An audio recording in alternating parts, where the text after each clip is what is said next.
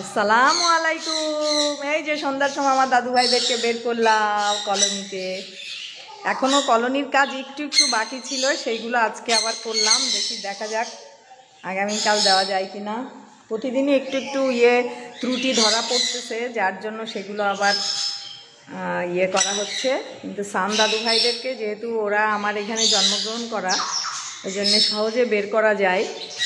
কিন্তু ওর মা বাবাকে একবারেই বের করতে হবে। যদি ওরা ককাটেলদের না কিছু করে তাহলে বের করা সম্ভব হবে। আমার দাদু ভাইদের খুব পছন্দ হয়েছে এই জায়গাটা। এই যে খুব পছন্দ হয়েছে আমার দাদু ভাইদের এইটা। আলহামদুলিল্লাহ, মাশাআল্লাহ। দাদু ভাই, কাঠ কাটার কাজ শুরু হয়ে যাক। এগুলো সব মেহগনি কাঠ দিয়ে করা হয়েছে এগুলা। আমার দাদু দাদুরা খাঁচার ভিতরে যেরকম সহজে কাছে চলে আসতো, বেরোনোর জন্য কি করতো, অস্থির হয়ে যেত। এই যে আর একজন কি শুরু করেছে দেখি, সেই রং খাচ্ছে নাকি? এইটাতে রং দেওয়া আসলে উচিত হয়নি। দাদু ভাইরা তো এই যে গালে মনে হচ্ছে রং দিচ্ছে।